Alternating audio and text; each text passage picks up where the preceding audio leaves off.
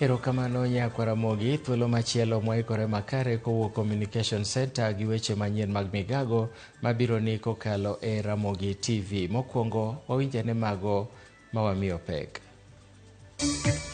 Ji adek owito ngimagi e masira mar apaya motimore wang' apaya mar Raila Odinga Way okinyi ma kawuono. Jogo biro to ginyang'isi nogo ni samoro ng'a miyo mogogi. Gitemo ga pando ga lakini kibedo kodgi piny to ginyalo nyisi.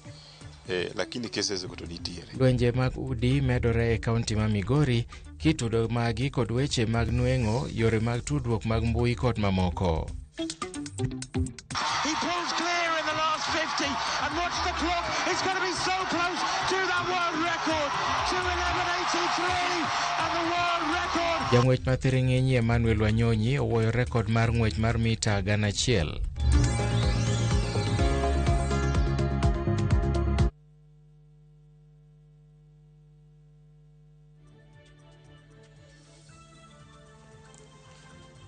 Arwaki ni machiegni, nyinga Milton Ochieng. Ji adek owito ngimagi e masira mar apaya e apaya mar Raila Odinga Way e bore Nairobi okinyi ma piny orugodo kawuono. Mtokano ero mane oting'o ji adek nobayo kendo idho malo e olalo ma jowuoth tiyo godo kapok nomako mach mowang' kendo kelo tho ma ji adek go eko kanyo. Jodak ma kanyo ero lero ni ma ok en masira mokwongo matimore kanyo ka giseyo derepe mag geche makuoto kuong' to riembo.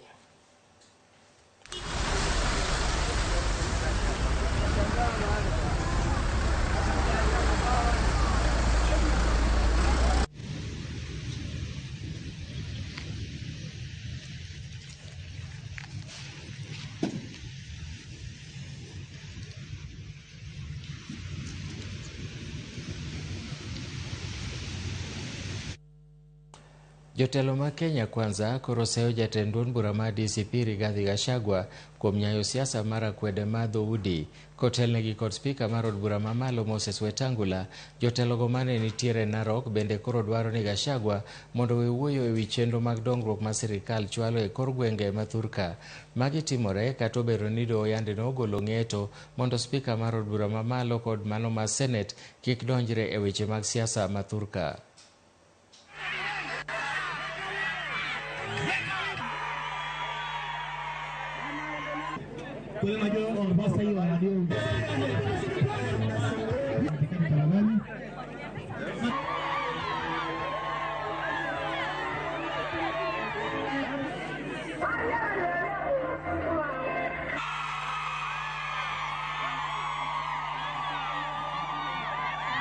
Na nasema hii nikiwa hapa Narok North, sisi kama Wakenya hatutakubali kamwe mtu yeyote awe ni nani aanze kupanda katika nchi yetu mbegu ya ukabila. Wakati alikuwa kwa serikali, alikuwa anaambia nyinyi ati hamna share kwa serikali. Ni kweli ama si kweli?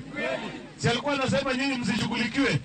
Alafu sasa anaanza kuita broker kidogo ya kusema kuja sijui tuongee maneno gani. Lakini tuambie Wakenya wa kabila wale wanahubiri ukabila kwamba tunataka mtu yeyote ambaye anaomba kuwa kiongozi wa Kenya awe na sera, sio mambo ya ukabila. Awe na maono, sio mambo ya upusi. Yeye hajui shida za Wakenya hapa North. Tangu ateuliwe kuwa naibu wa rais, aliwahi fika hapa. Sisi tulikaa na tulikata kauli kwamba serikali yetu ambayo inaongozwa na His Excellency Rais William Samoei Ruto ni ya 2 term. Ni kweli ama si kweli? Duol mochung'ne tayo yiero pacho ka IEBC obwogo machungo yiero madundo michano e kachung' od bura ma Olkalau ponono ni jochung' makono odhi nyime kod chiwo asoya ne jogo ombulu. Kaluwore kod jaod bura ma Gilgil Martha Wangare, yiero madundo mochan timo chieng' tich ang'wen ma juma manyien ema biro bedo ratil mapimo ikruok mar IEBC kapok yiero maduong' ma higa manyien ochopo. Jaod bura no okwedo siem mar IEBC machano chungo yiero no kowacho ni tim ma chiwo asoya no mondo obed e wi ng'ato owuon. Wechego eko wacho e kinde chiwo bas ne sikul mar Ol Jorai kama notene kod jotelo mamoko maluora no.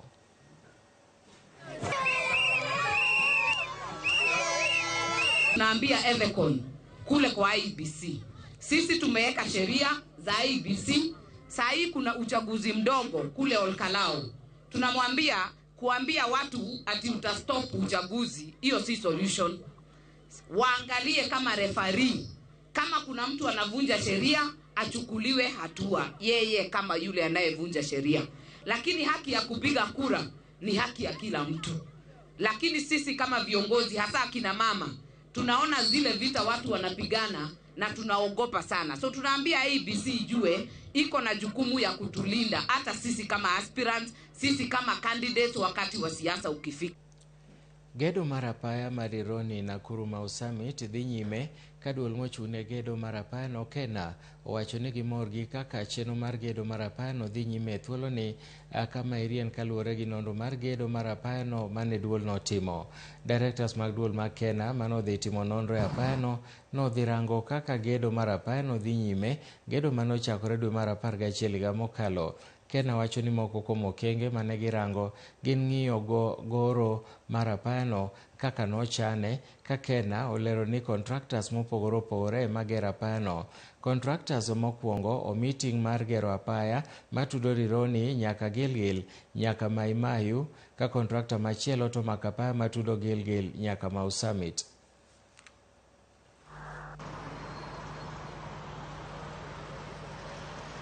We are happy with the progress.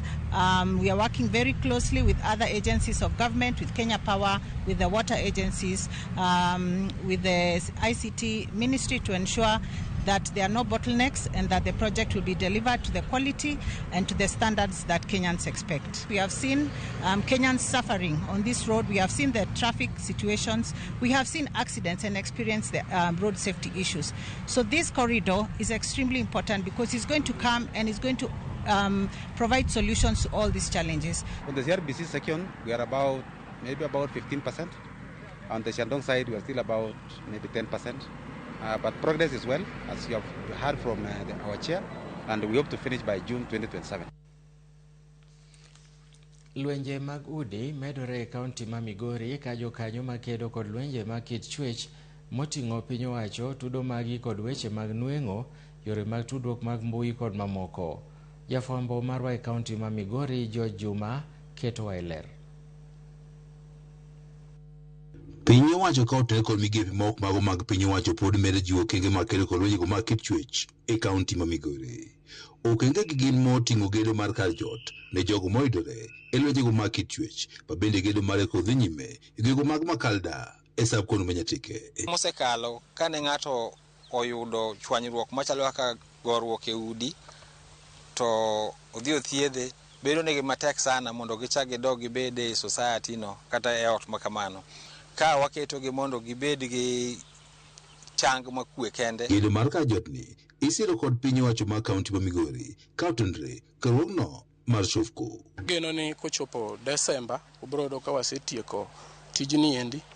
Gi sani wan e tich mag foundation works ma wageno ni in the next 1 month wadhi bedo kwa tieko. Atamalo 53.1 mag oganda e kaunti ma Migori pod kalo e lwenjego mag kit chwech kaluwore kod lipot mogol kod migawo mochung' wechego mag kit chwech e kaunti ma Migori. To mang'eny gin mag jok mogo wa jowadgi kato luwore kendo gi mag rape cases to ginindo gi nyithindo ma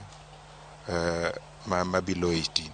Director migawono mar chwech e kaunti ma Migori John Ombajo wach ni dhawo e udi e kind jogo mokendore en achiel kuom lwenjego mag kit chwech ma sani osedhi malo e kaunti ma Migori. Wang'iyo kuonde mamoko kaka Nyatike, Rongo gini GBV form ma GBV mantiere en mar chwanyruok e udi kuonde ma ji odake. Wasefwenyo kata bende nitie chwo mang'eny ma itimonegi weche mag njore ot gi mondegi to giling' aling'a. Mago bende wadwa ni mondo wane kaka wanyalo tako. Lipot mogol kod migawo mar thieth e kaunti ma Migori kod mano mochung' ne wechego mag kit chwech yango ni joma chuo buora bende igoyo e udi. Kata kamano, thothgi oling' thi kendo ok chiw lipot nikech wich kuot. Traditionally, dichuo ema bedo kaka jatelo ei ot. To ka jatelo ema nosego, to luoro biro make ni ok odwa wacho ni nogoye. Kopo ni violence otimore e ot, to ng'ata bedo gi ratiro mar report kendo nyalo yudo haki ne. Jogo biro to ginyang'isi nogo ni samoro ng'ama miyo mogogi. Gitemoga pandoga lakini kibedo kodgi piny to ginyalo nyisi.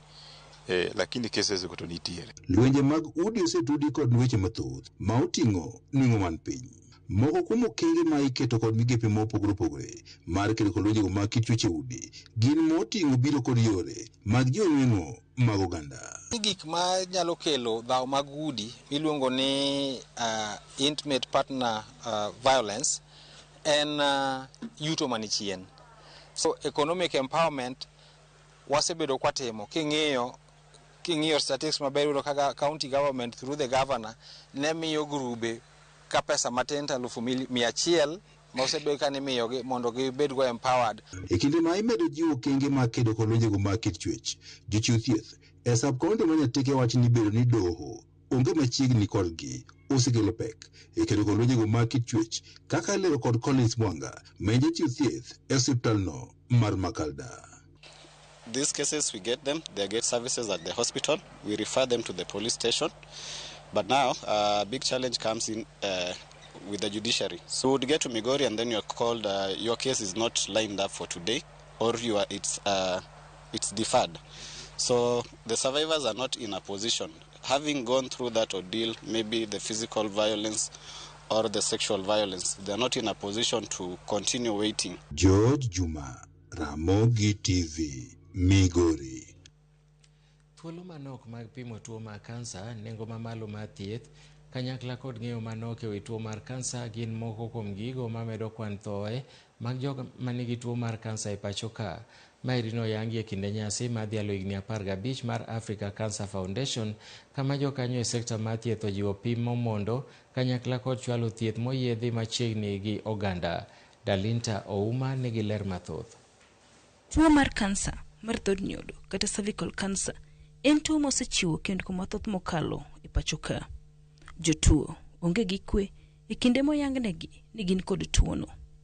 Bende otero omenda mathoth e seche ma jotuo dwaro thieth. We have a quote that says early detection saves lives, because early detection means that the cancer will be caught early before it advances to a more difficult stage or spreads beyond the primary area of the cancer. So it's important to have screening. One, we encourage women to do their breast self-examination every month. And then after the age of 40, women encouraged to go for their annual mammograms, because we'd want it to be caught as early as possible, because if it's caught early, the treatment will be less complicated, the prognosis will be better, and the chances of survival will be bigger. Kalure gi nonro motim gi Africa Cancer Foundation giyango ni kansa mar dhod nyodo mako mina 45,000 e higa ka higa, kendo nonro no oyango ni kwan no nyalo medore nyaka 58,000 e higni 2 mabiro ka onge ondamo motegno mokao. Cancer is no longer a rare disease or something that happens to other people in other countries. It is here. It is in our markets, our churches, our matatus, our county hospitals, our dance halls, our nightclubs, you name them. And too often, it is diagnosed too late. Governor Makisumu, Professor Anyang' Nyong'o, mabende en jal moseloyo tuo mar kansa mar joma chuo kata prostate cancer, opoyo mokalo duol mar Africa Cancer Foundation kuom chiwo thieth manono ni jotuo mar kansa mar thuno ma kwan gi dirom 36,000 mawuok e counties 27 ma pacho ka. Our goal is to raise between Kenya shillings 15 million and 30 million. Funds that will go directly toward screening, training, and closing the gaps I have just described. It's an ambitious range, but every person in this room today has already proven through your presence and your history with this foundation. Jogo mamoko ma oseloyo tuo mar kansa leroni akwede, luoro kod koso omenda mar thieth miyo thothgi ok many yore thieth mapiyo, kendo miyo tuono landre e dendgi gi atamalo mok nyal geng'. Omiyo gikwayo oganda jo Kenya mondo obed kadhi e pim, ochiw kony ne jotuo mag kansa, bende onego gimany thieth mapiyo. I know you see survivors speaking all over, and it gives hope to anyone who is newly diagnosed that it's not a killer. Before, we knew that cancer is a death sentence, but now we know, we've seen people going through treatment and finishing, and they thrive and they continue leading, I would say, almost normal lives. Yeah, because you're never the same after that. Duolno nigi paro mar choko omenda maromo milion 15.30 mar medo kuonde pim mayudore e gwenge, chiwo puonj ne joma ochiwre, kendo jiwo chenro mag kedo kod tuo mar kansa.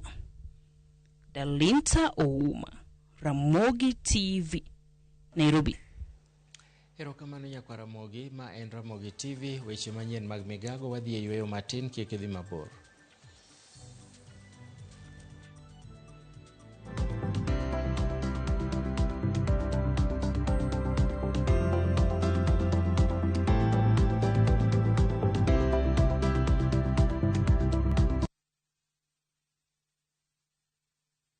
Cape Town has probably been on your list for a while now, and it's easy to see why. It's the kind of place where everything just comes together. Table Mountain views, the ocean, the city, all in one. From Table Mountain with your partner to wine tasting with your girls, that's what makes it the ideal destination. Whether you're traveling as a couple, with friends, or even solo, explore 5 days in the Cape Town from $1,830 per person sharing, or $1,980 if you're going solo. Call 0703-254-254. View Travel. Dream, explore, discover.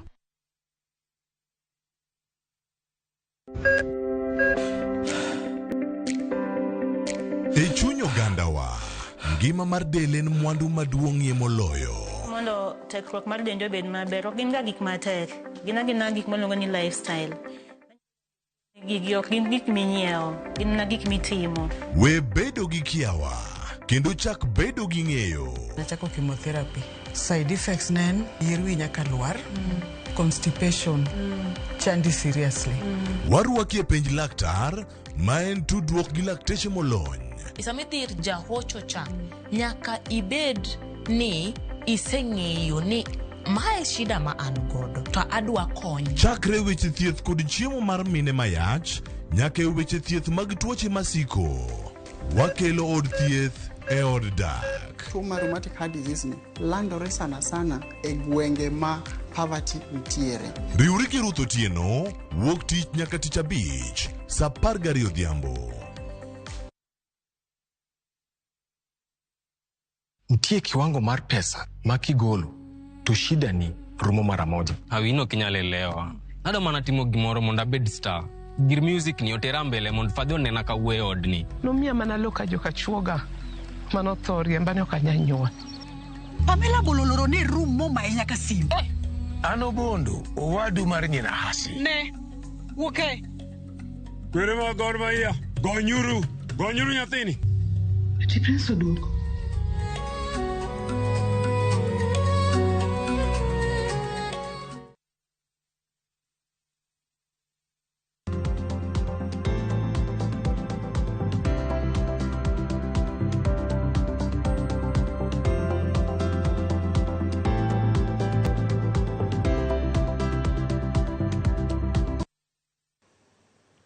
Machiegni kendo. Mana kaka kinde ka kinde wakelo ni chenro mar gin kanye, kawuono wakelo ni tielo mar ariyo mar sigand Gerald Otieno Kajwang', siasa mare mar chama kod bedo jatend migao mar ndikruok kod weche mag opande e Thurka. Walter Nyambaga nigi sigana ni.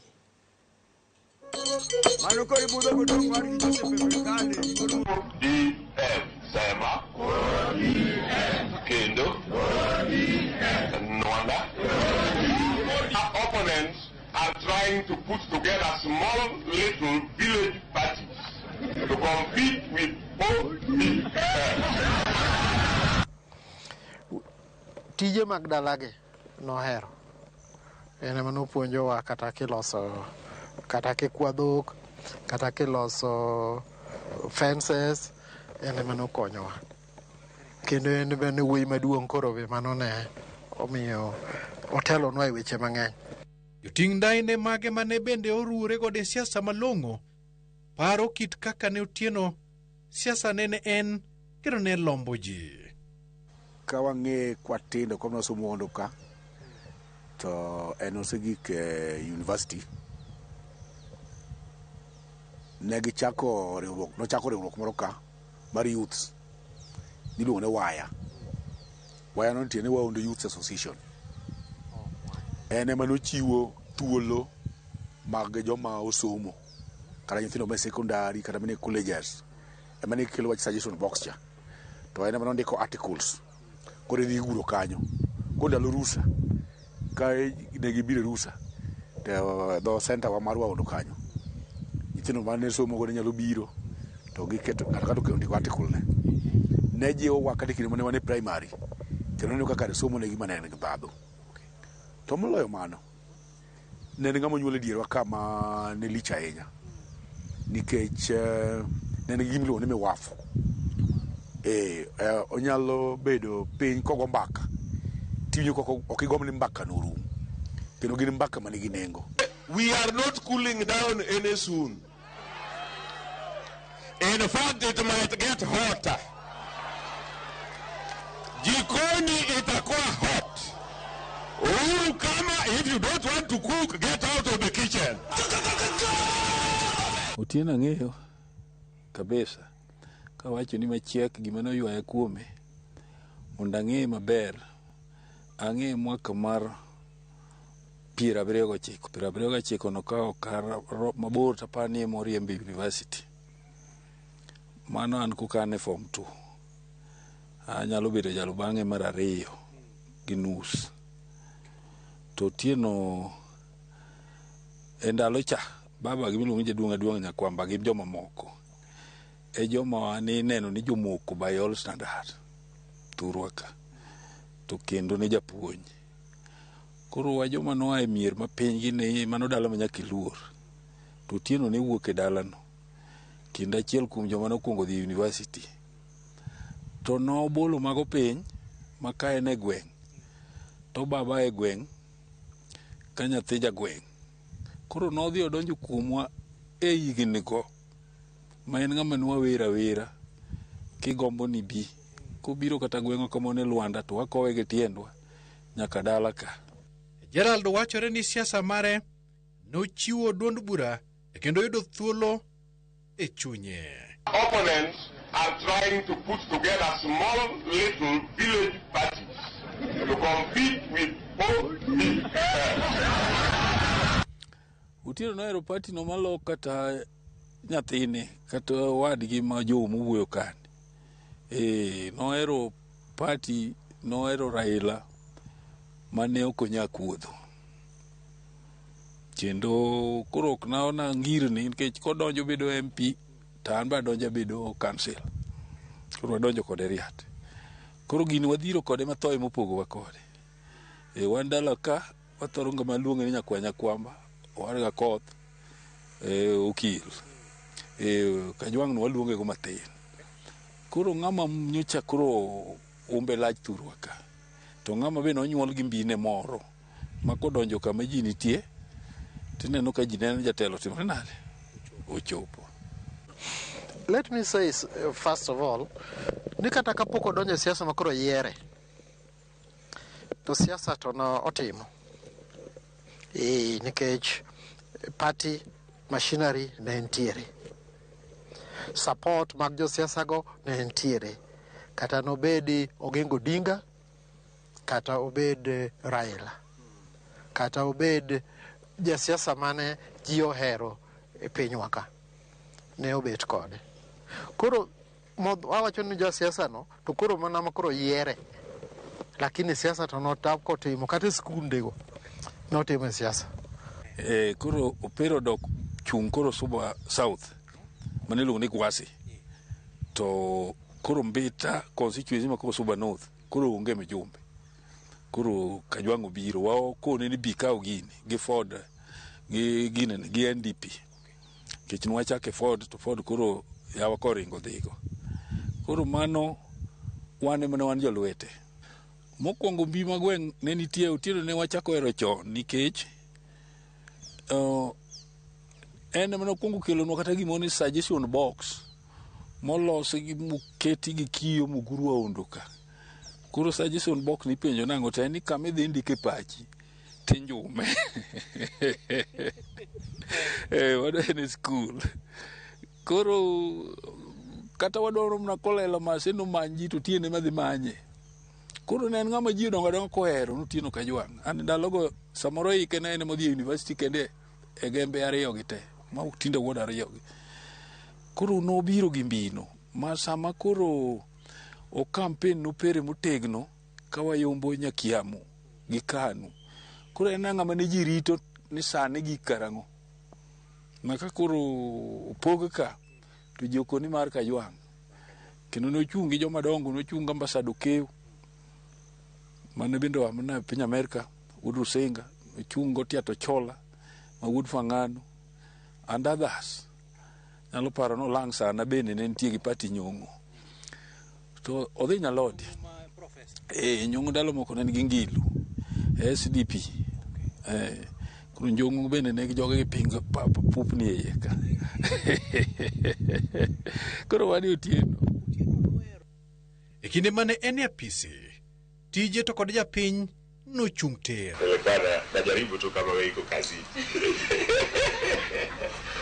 Thank you. God bless you. En about education. Somo. Ada nyisi ni an kaka japuonj. Kanyo kamano te kamano warome kode motegno. Ema miyo ne wa link up. Kech Kajwang' nokoluoro standards. Joma noluore nokoluoro any level of you. To nong'eyo ng'ato ka ng'ato ni miyo space ne moromo kode. So when it comes to politics, and nwaluonge ni politics and education, kanyo Kajwang' otimo maber thurwa ka. Awinjo kaka jowa osewacho ni tata nyisi nikech kanyo kama ne antie. Ka pok 97 ogik, ne wan gi skul ka Kimba. Ka skul ni Tomboya. Ne wan gi skul ni Mbita High School. To gi Lambwe. Ne gin skul adi? 4. Waondo to koro igero 97 ka koro donje siasa. Sama donje siasa no, emo organize wa losa rambe, oluongo welo, tigero ogo siasa, tarabe be go chako school 97. So wach mar education otimo with a lot of passion. Tada nyisi, ne kinde go duto skul ma kwedo nigo. Ne onge girls school kata di. Kada chiel.